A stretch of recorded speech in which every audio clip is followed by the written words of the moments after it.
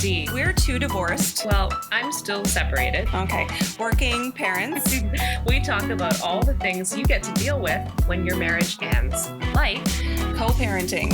dating, Running a household all by yourself. how early is too early for a good hard drink, Or a glass of wine. And how do you keep it all together after everything fell apart? This is Demarried Life.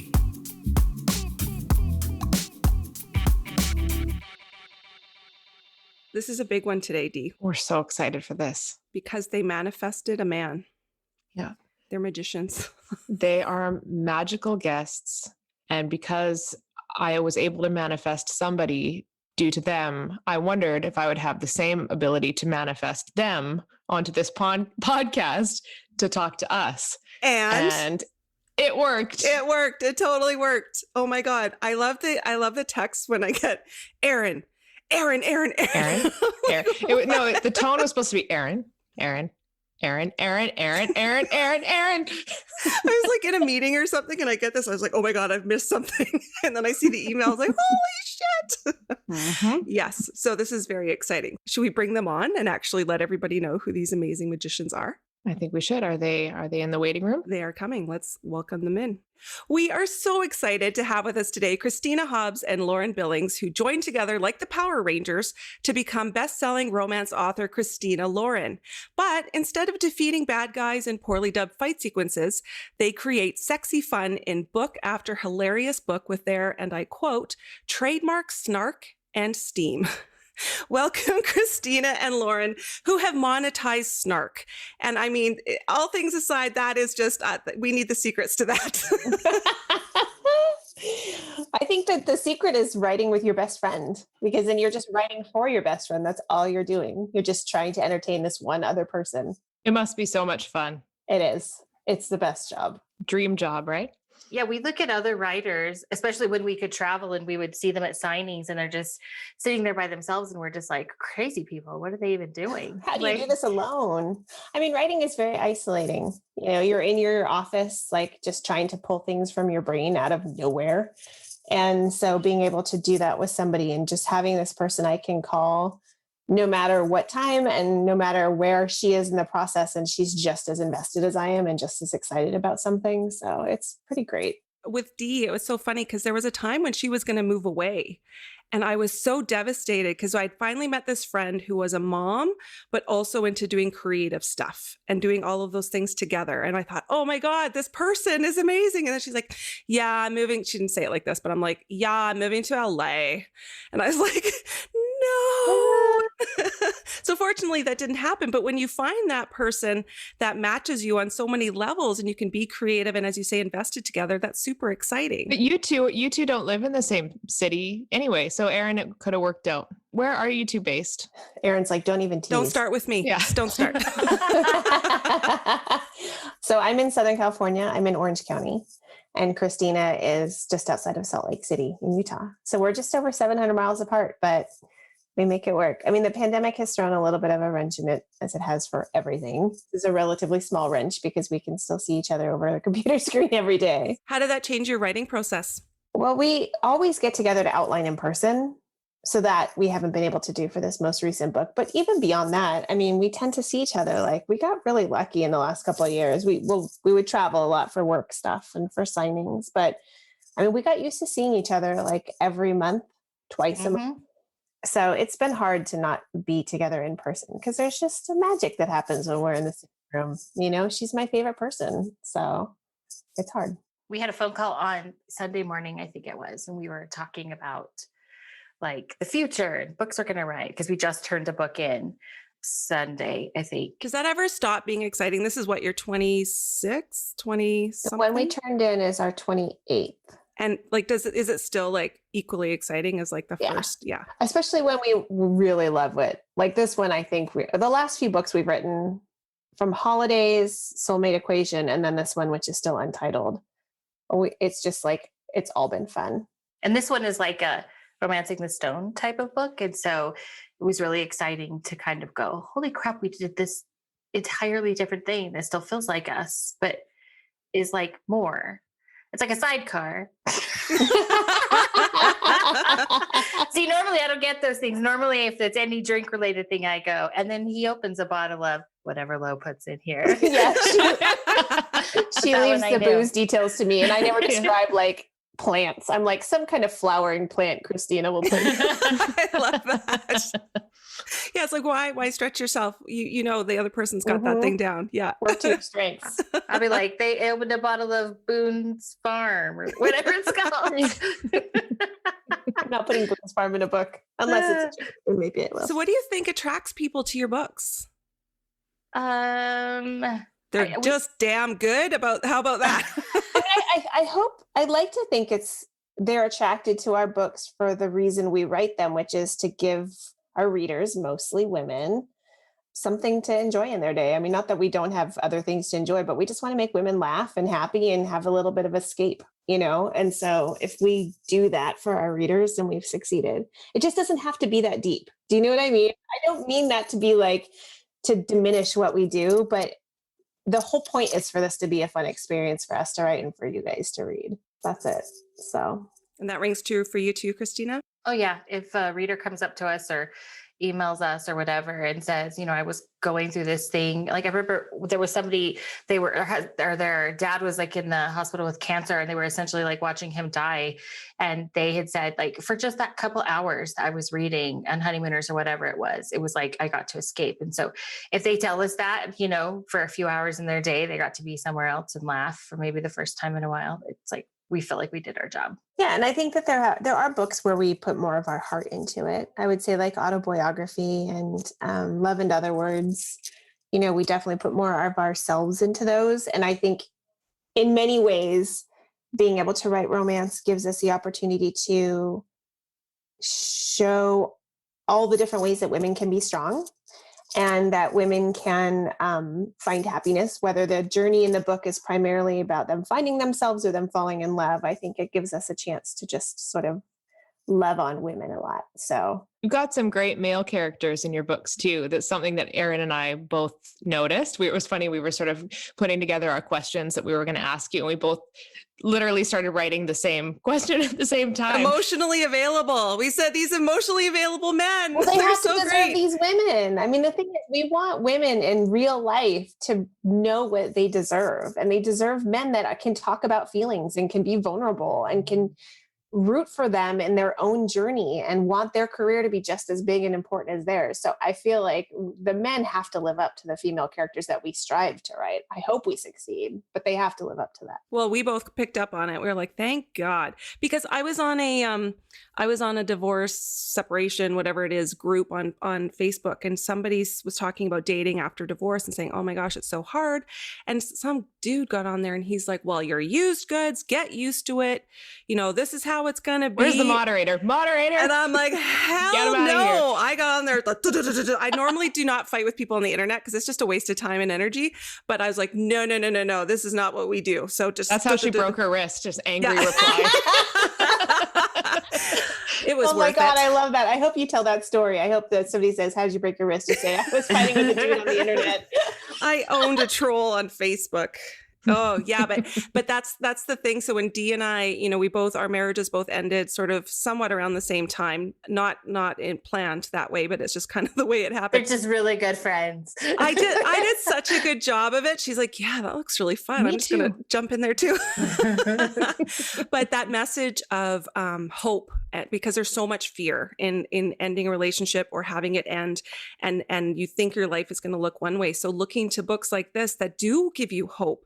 And they're not setting unrealistic expectations as far as I'm concerned, because men who treat you like that, yes, please. And women who are interesting and creative like that, yeah. Mm-hmm. You know, why not? Yeah, absolutely. So what is your sort of mission when you're sitting down to write a new book in terms of that kind of hope? You are telling a story of escapism, and maybe it's you know, in holidays it's maybe not totally realistic in terms of I'm going to go back in time. I was reading your book when the wrist happened, and I thought, oh man, I want that thing where I go back in time and can redo stuff. Undo it. I need know. that split second back. But what is your sort of thought about your reader when they're sort of, you know, because especially now with the pandemic? So like when we're writing, number one, like for the characters we write, who this person would fall in love with. So like the love story is like, especially right now during the pandemic, it was just, and also we wrote in a holidays in 2019. In the summer of 2019. Yeah. And then the book that we, Soulmate Equation, we were finishing it at the beginning of 2020. So we were finishing it. I think we turned it in like May. So like March, April, May, we were, in the pandemic. So this next one, the Romancing the Stone one, we were like, we just want to write an adventure, and Honeymooners is like a getaway in a completely different way.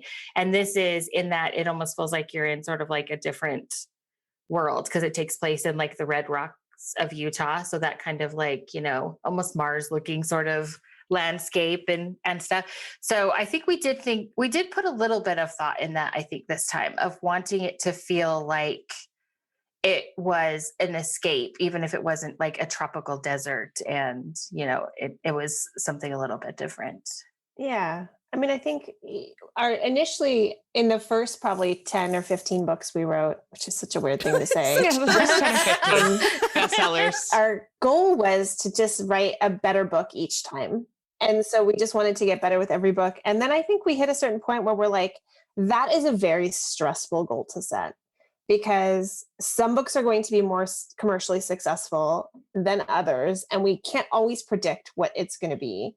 And if we set that goal that like, we now have to be the audience of the Honeymooners, which is our biggest seller since like Beautiful Player, it's just hard to set that goal for yourself. The goal, I think, needs to be continue to enjoy this job, because if we are enjoying the writing process, then the readers are going to enjoy reading it. If it's fun for us to write, that's going to come through in the writing. And so I think as long as we're writing something that we enjoy and we are writing this story that we would want to read, that we're going to be successful. And whether that translates and it sells as well as other, some of our other books, at that point, it's out of our hands. We kind of can't worry about it so much. Our part is just crafting the best book that we can. So, and in Soulmate, I think we turned it in and we went, oh my God, that was so much fun. And then with this adventure book, we went, oh my God, that was so much fun. And I feel like readers really do pick up on that. Like we had so much fun writing Josh and Hazel, so much fun writing Honeymooners. So much fun writing Holidays. And those are the books, that people like say they laugh a lot, that, that kind of thing. Where did the Honey Don't list fit in? Was that your follow-up after the Honeymooners, or did you write that one before? Because I read the afterword and you were talking about how you really hated how the first draft turned out. And I loved that book. I say that for a lot of books. A lot of our books, we don't like the first draft. And that's just like, it's totally normal, I think, for not every writer. Some writers draft really clean. We are not in that group of people. Although I don't know, whatever, sometimes we are, but the Honey Don't, we wrote Twice in a Blue Moon. Actually, we wrote before Honeymooners, but it came out after because of the seasons. Honeymooners is a spring book and it definitely feels like a vacation read. It came out. The cover was just, that's what drew me in. That's why I picked it was, well, first I saw the cover and then I'm like, I saw that the genre said romance. I'm like, oh, maybe, and this is just my own sort of preconceived notions. I thought like maybe it won't be like a well-written book because some people think that romance novels are just not well written. I was one of those people, and then I read I did a preview of the book. I'm like, oh my God, this looks so fun. This is great. I can't wait. So then I bought it, and anyway, go on. No, that one it is fun, and it's definitely a vacation book. It's a book you take to the beach. But cover is just so good. I know, it just jumped off the shelf. So, but Twice in a Blue Moon is a little bit more somber in tone, and it has this sort of darker feel. It feels a little bit more autumn. So anyway, so we wrote that one first, but it came out second, and then the Honey Don't list came out in March of 2020, which was, let me tell you, that was a great time to put a book out because people were still paying attention to books. I bet. But I really love the Honey Don't list. I mean, I think, that book is very special to me because my sister has dystonia, which is the same movement disorder that Carrie has. My sister's presents differently than Carrie's does in the book. Hers is actually in her jaw. And so it is quite a bit more debilitating, I think, in some ways than the way we've portrayed Carrie's disability. But I love the story of, James being so protective of her and really seeing her as a whole person that doesn't need to be fixed, but needs to be supported. And so it was like a really fun book to write. The Honey Don't List is like, has a very special place in my heart, even if it got a sort of a quiet reception because of what was going on at the time. I think people who are finding it now with that heart on the cover, it's been everywhere in February. Yes. Yeah, Yeah. that's how I saw it. It was on the shelf at the bookstore leading up to Valentine's Day, I guess. But I wanted something to read during the Super Bowl because I didn't want to watch the football game. And I'm like, what can I do that'll take me like 4 or 5 hours? That's a section they need They at the do. bookstore. What to read during the Super Yeah. Bowl. Yeah. Somebody tell someone. I'm reading the Honey Don't List thinking, okay, so superstar couple, they're faking it. It's all a hot mess behind the scenes. What are these ladies hiding? their own writing marriage. I was like, because I used to work in television, and you were inciting some memories. flashbacks. There are reasons I stopped working with people and started only filming animals. It's like they might bite you, but there's a shot for that. There's no shot for ego and pretension, you know.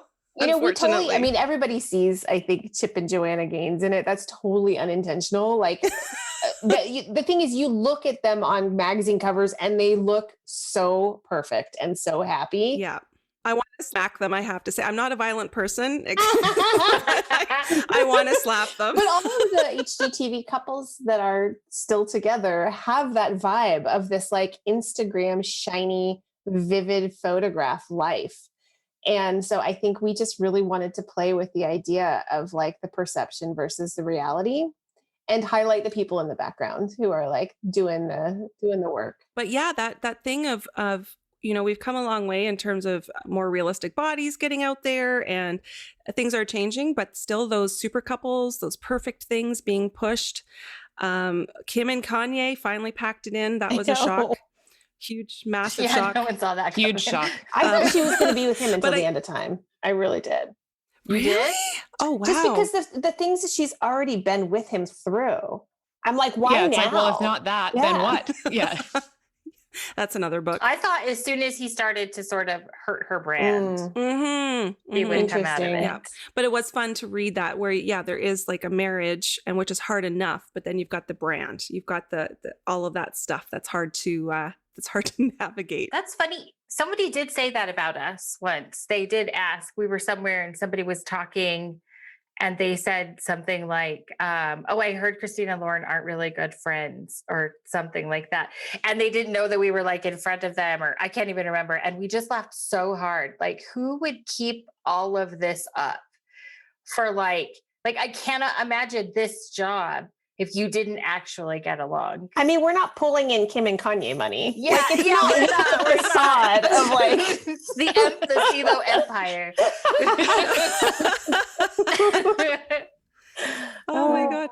Okay, so I have a question for you. What do you think the benefits would be if straight men read more romance books? Oh my God. Yeah, I was like, well, where do we start? My brain is currently reeling through all of the reactions to this, and it's going to be multi-layered, but I think there's something about the way we raise men in Western cultures where they are not physical with each other in a friendly, cuddly, way that women are, where they are not allowed to talk about feelings and vulnerabilities and sort of not always be the best version of themselves outwardly. I think, men learning to acknowledge mistakes and learning to be able to say, I'm still figuring this out, or show me. I mean, I honestly think one of the sexiest things for me in a romance novel is when a hero says to the heroine, show me what feels good. Like something that, like, it's almost like men expect that they have to have it all figured out before they come to us, and they don't, and we know they don't. So like, some women play along, but that doesn't work for anybody. So I think, if, especially the way that romance is being written these days with women who are very empowered and sex forward and assertive and career driven.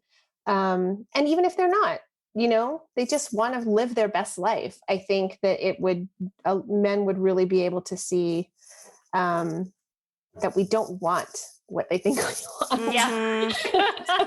I was going to say they get laid more, but your answer works too. I mean, yours is more concise, which let's be honest, that's like always going to be my problem. But it's true that allowing them to feel those things and learning that it's okay.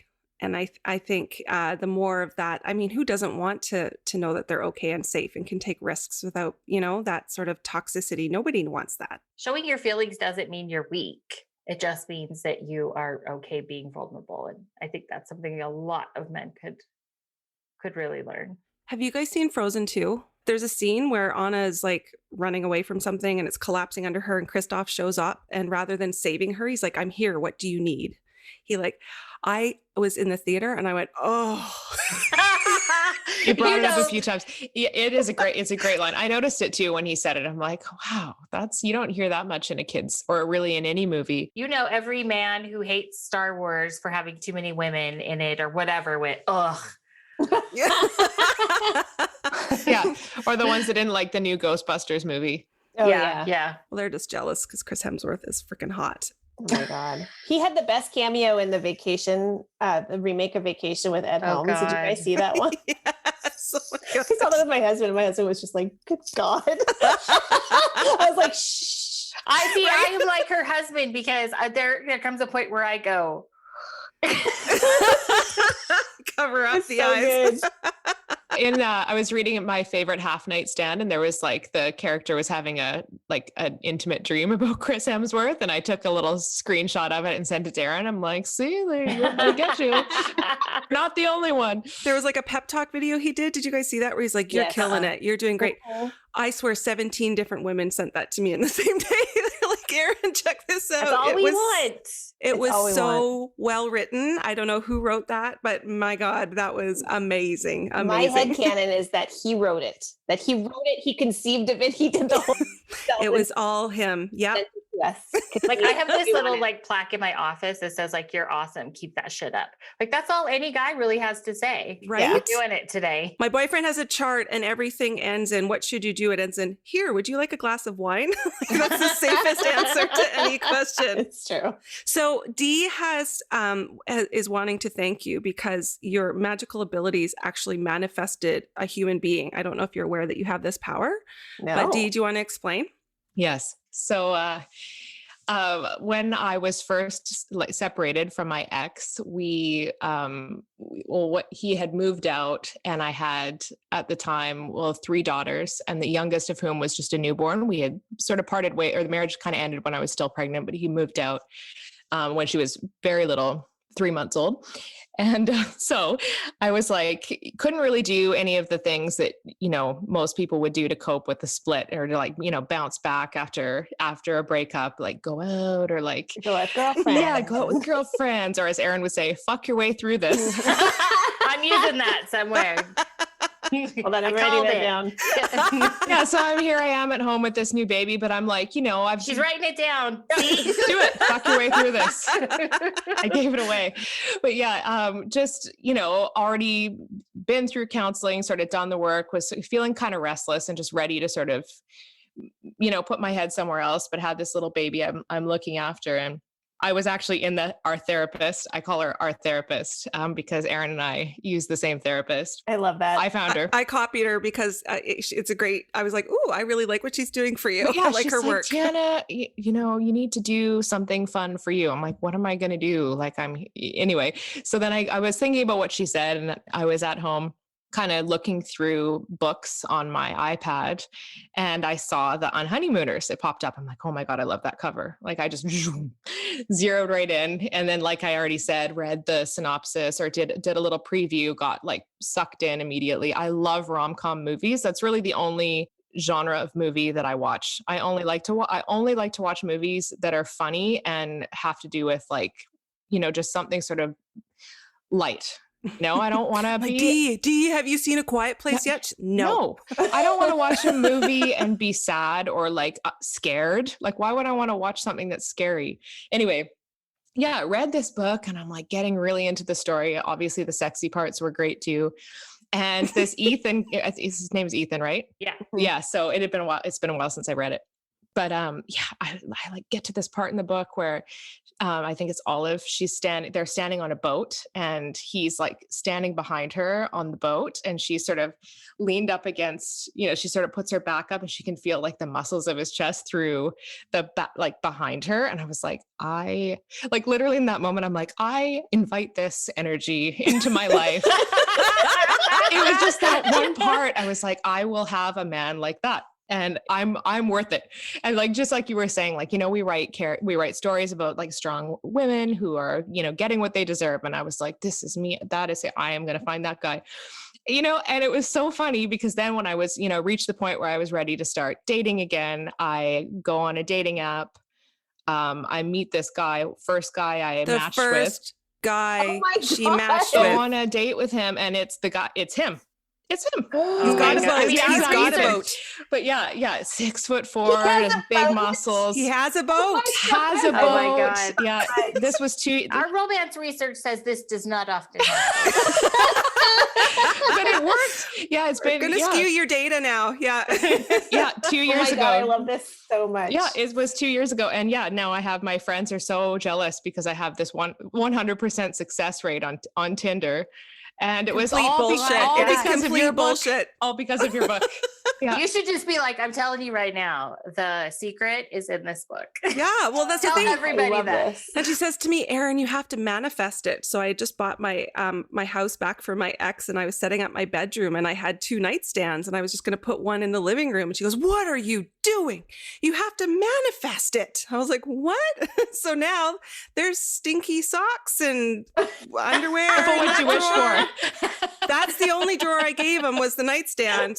I don't have room anywhere else, but yeah, there's now lots of clothes in there. So yes, don't underestimate Okay, I yourself. love this so much. That just made my day. There you go, the boat, and he's got a boat. Boat can't beat guy. that. Good job, boat If guy. you want your own boat guy, He's like, I feel like I was summoned. It's very strange. I don't know what I download Tinder. want. but yeah, it feels like a good moment. Best rom-coms to boost your mood. What are your faves? I love The Proposal. I absolutely love The Proposal. Are we talking about movies? Yeah, movies, books, yeah, any of them. Oh, okay. Yeah, The Proposal. In fact, my husband one day, he watched The Proposal and he was like, "Oh my God, I loved that." And I was like, "Right, like that's what we write." And he was like, "It is?" And I was like, "Yeah, that's sort of what we write." That's what we do. And so I think you need to do puppet shows or something. Yeah. So act it out. Now he's like, read some others and stuff. He read On Honeymooners and he was like, "You're right." Thank you, right? Yes, thank you. Books wise though, I really love, The Hating Game by Sally Thorne is such a classic. That is like, if anybody is new to the genre, I give them On Honeymooners and I say, if you like this, I have The Hating Game I can show you. But The Roommate came out last year. Gonna say by that. Rosie Danon. That came out, I think, in June, July. What is time? Yeah, But right. We're all in Okay, a but loop. you have to say why this book is great. Well, have you read The Roommate? So your book, The On Honeymooners was my first foray into the genre at all. And then I was too scared to try any other writers because I just didn't know. I'm so sort of new to the scene. So I've just read a few more of your books, but I would love to hear your recommendations for other. It depends on what it is you like, I think. The Hating Game by Sally Thorne, you have to read it. It's so funny. It's so I like cute. the comedy, definitely. The rom You will and love the com. that, Ben. The Roommate is really good. It came out last year, like I said, and the premise is the main character, Clara, moves out from the East Coast to LA to live in the same house as her lifelong crush. And she sort of is like, spent her whole life. That's intense. They're going to be roommates. Loving him. They're going to be roommates. And she's kind of got this plan that she's going to work her way into his heart. And she gets there at the airport and he calls her and says, "Hey, I'm going on the road with my band, but don't worry. I found you a roommate on Craigslist." Oh. And it turns out that her new roommate is this guy named Josh, who is, wait for it, a porn star. But funny. It is funny and it is adorable and you will love Josh. He is a better feminist than I am. Yes. Amazing. And it is such a great read. So I absolutely recommend that one. That one's really cute. The X Talk came out in January of this year. And that is by Rachel Lynn Solomon. And that is the premise. So there's a lot of fake dating tropes in romance where you like pretend to date either to go to like an ex's wedding, or you have to pretend to be married to get your inheritance or something. This one is they are fake exes, and they both work for public radio in Seattle. And the radio station is going under, and they need a big snappy show to get the audience, the younger audience. So good. Back. And so they don't want to do fake exes. They don't want to do a dating show. They don't want to do fake dating. They do fake exes, and they have people call in and talk about like what went wrong in their relationship. And so they haven't ever dated, but they're pretending that they had, and they broke up, and they're answering questions about this. And it's just delicious. It's so funny. They don't get along. And so somebody is like, you guys act like you dated. Yeah, right? And yeah. Amazing. Have you ever played the card game Red Flags? No. No, okay. So it was just a whim. Like, I'm not super into games, but somebody was like, oh, you got to try this if you like Cards Against Humanity. And so what it is, you need to know your friends that you're playing with to some level, because you get 2 white cards, which are 2 really wonderful qualities. Oh, this guy, he's got a boat. He's got muscles. But then you get a red flag card, and you pass it to the next player to try to sabotage their perfect partner. And it's like, but he yelled out his mom's name during sex. You know, like things like that. Oh, that's good. So highly recommend that game. That is a good one. Okay, I wrote this down. Yeah, it's a super fun game. Fuck your way through this. I have red Gotta flag. manifest that shit, right? Oh yeah, manifest that shit. Hold on. Oh my gosh. So tell us about your next book, The Soulmate Equation. Tell us about that one. I love it because you're bringing science to the clusterfuckery that is the dating world. The dating world. It really is. Like, Dee, you wouldn't understand, but most human beings I've been on one date more than once, unfortunately, and bad things happen. So tell us about the next book. So the Soulmate Equation takes place in San Diego. It's about this single mom named Jess. It's our first single mom. And we like kids. We both have them. But sometimes in books, you're like, they're you don't want to like figure out babysitting and stuff. They're inconvenient. Just exactly. It can be a bit of a wet blanket. Yeah. So, but this was our first one, and she's delightful. Like, her daughter is additive. She does not detract. The early readers are like, I want a 7-year-old best friend now. Yeah. So she's a single mom. She has a 7-year-old. She's a statistician, and she has a best friend named Fizzy, who is a romance novelist. And they go to this coffee shop every day and work. They each do their separate things. And Fizzy is just like all about the dating. Oh, you got to manifest it. You got to do this. You got all of this. And Jess is like, I'm done. I'm just done. But there's this guy who comes in that everybody who comes into the coffee shop, they call them by their names. And so this is Americano. And they find out that he has a dating service. Well, he's getting ready to it's getting ready to go public. This dating service that essentially finds your soulmate through your DNA. And Jess reluctantly, in a very bad night, decides to do it. And it turns out that her and River are soulmates, and not only soulmates, River but is like Americano. The highest match they've ever had. The thing that I love about it so much, I always say this, and Lo's, I'm sure, just like, stop. But like Lo has a PhD in neuroscience. And so there are companies who are doing this sort of like, whether it's like pheromones or whatever, doing some sort of science-based dating. And so Lo's thing is whatever. Trying to. Yeah, right. There's nothing like this, because like, imagine if someone could find your soulmate, and it's in like a reoccurring pattern in like DNAs, like the things that you like or the things that you don't like, or, they just find a bunch of these patterns.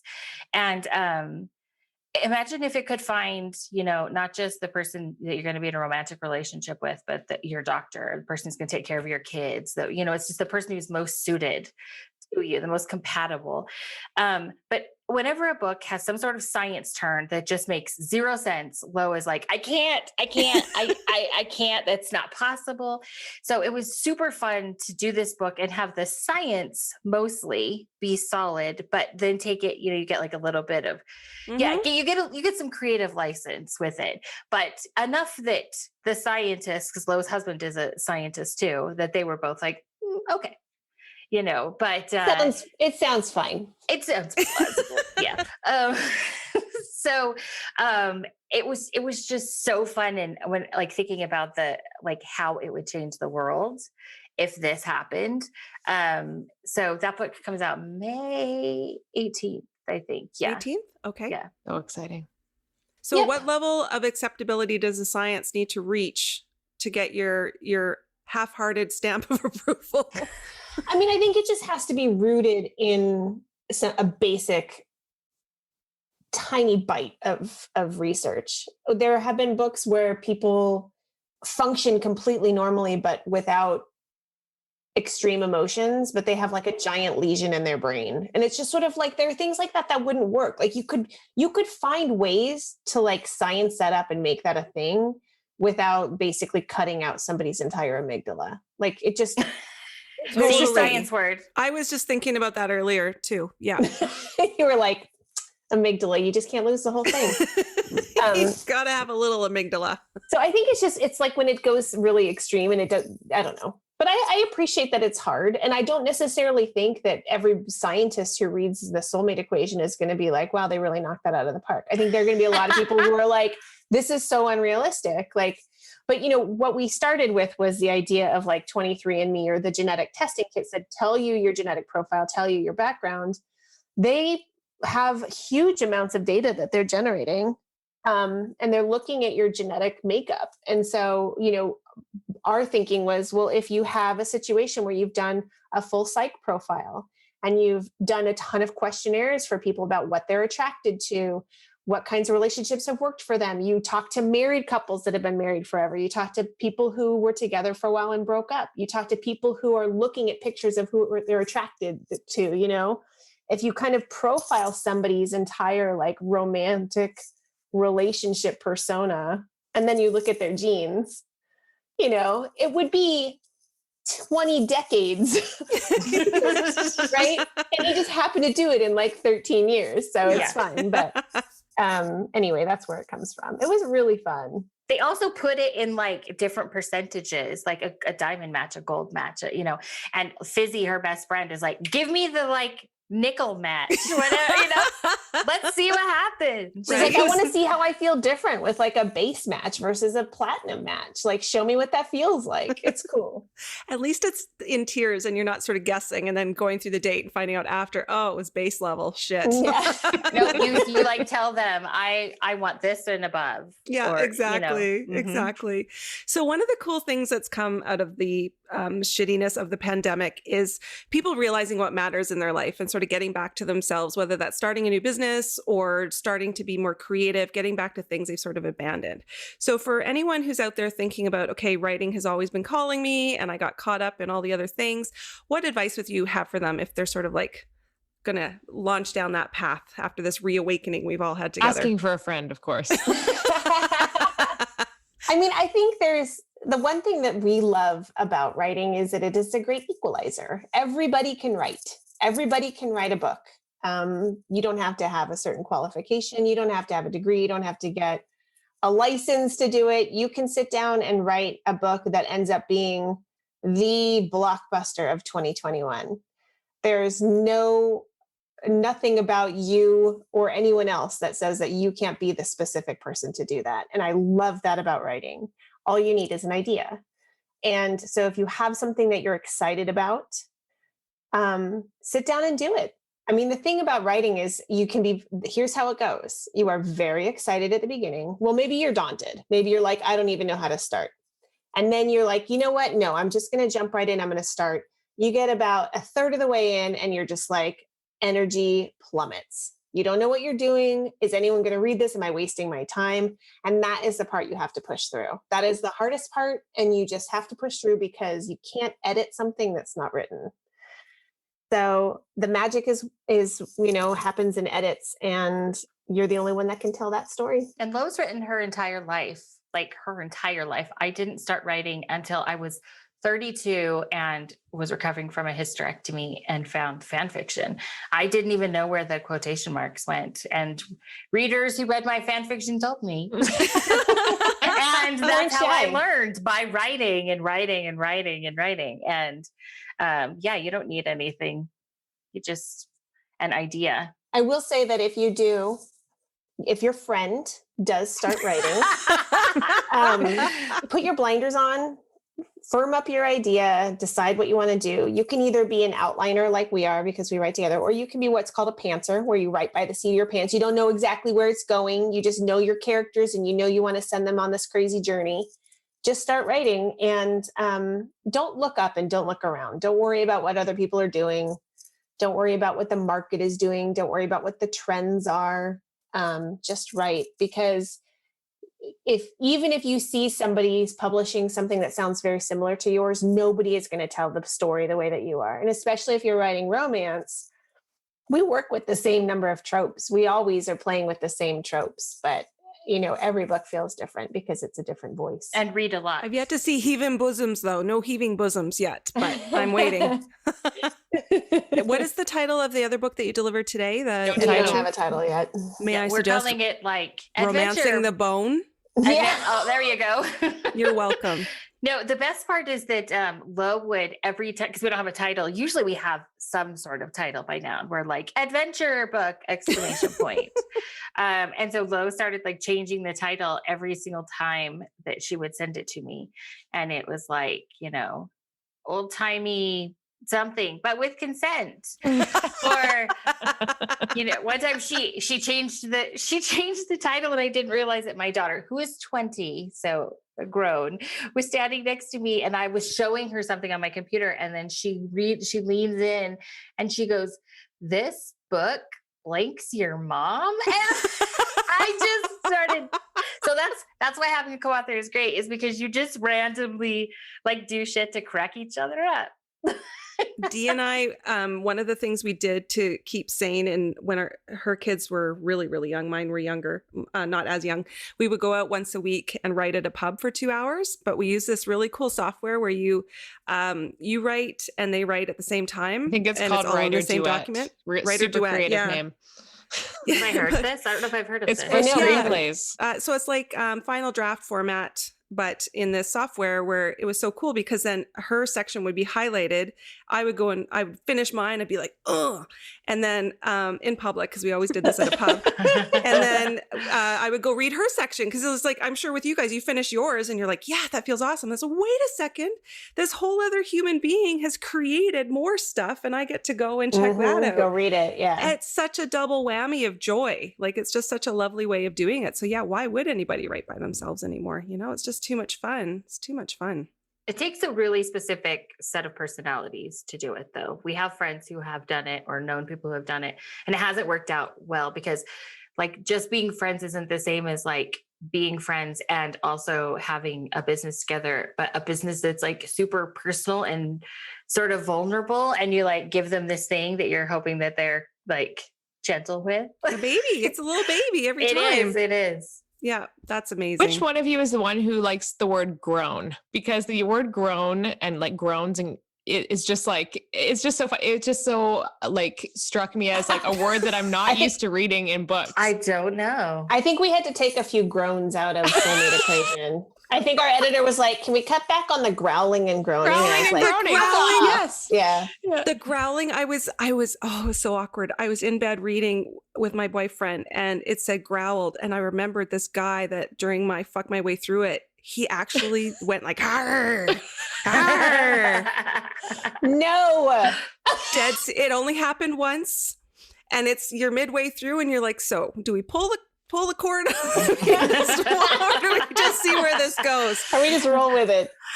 And so I'm laying in bed and I start laughing, thinking about that guy. And my boyfriend's like, "What's so funny?" I was like, this book. Let me tell you.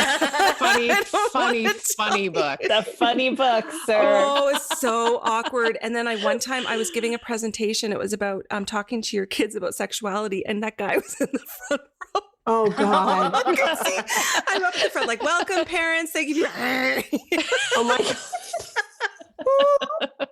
This is what you missed out on Tinder, Dee. This is what you missed. Aren't you sad, Dee? Yeah. You didn't get a growler. I didn't get a growler.